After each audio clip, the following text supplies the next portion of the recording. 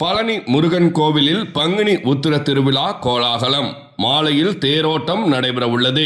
தேரோட்டத்தில் கலந்து கொள்ள பக்தர்கள் குவிந்து வருகின்றனர்.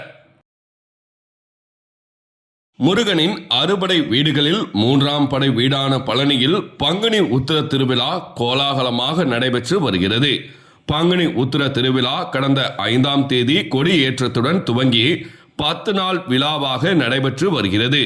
6ஆம் நாள் திருவிழாவாக நேற்று வள்ளி தெய்வானை முத்துக்குமாரசுவாமி திருக்கல்யாண நிகழ்ச்சி நடைபெற்றது. தொடர்ந்து வெள்ளி தேரோட்டமும் நடைபெற்றது. இன்று மாலை பங்குனி உத்திர திருவிழா தேரோட்டம் நிகழ்ச்சி நடைபெற உள்ளது. திருவிழாவில் கலந்து கொள்வதற்காக தமிழகம் முழுவதும் மற்றும் வெளி மாநிலங்களில் இருந்தும் ஆயிரக்கணக்கான பக்தர்கள் பழனிக்கு வந்த வண்ணம் உள்ளனர்.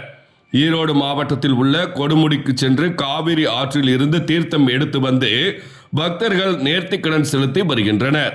மலையடிவாரத்தில் மேலதாளத்துடன் காவடிகளை சுமந்து வரும் பக்தர்கள் ஆட்டம் பாட்டத்துடன் திருவிழாவை கொண்டாடி வருகின்றனர்.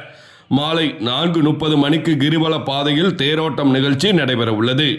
ஏற்பாடுகளை மாவட்டம் மற்றும் கோவில் நிர்வாகம் செய்து வருகிறது.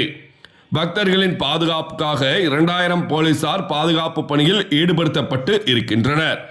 பக்தர்கள் தரிசனம் செய்ய 3 நாட்கள் கட்டணம் தரிசனம் ரத்து செய்யப்பட்டுள்ளது. கூட்டம் அதிகம் உள்ளதால் தரிசனம் செய்வதற்கு ஒரு வழி பாதையாக மாற்றம் செய்யப்பட்டுள்ளது. பக்தர்கள் தரிசனம் செய்ய குடமுழுக்கு நினைவரங்கம் வழியாகவும் தரிசனம் முடிந்து கீழே இறங்க படிப்பாதை வழியாகவும் கோவில் நிர்வாகம் ஏற்பாடு செய்யப்பட்டுள்ளது. பக்தர்கள் சொந்த ஊர்களுக்கு திரும்ப போக்குவரத்து கழகத்தின் சார்பில் 200க்கும் மேற்பட்ட சிறப்பு பேருந்துகள் விடப்பட்டுள்ளன. வெள்ளிக்கிழமை காலை 9 மணி அளவில் கிடைக்கப்பெற்ற தகவல்.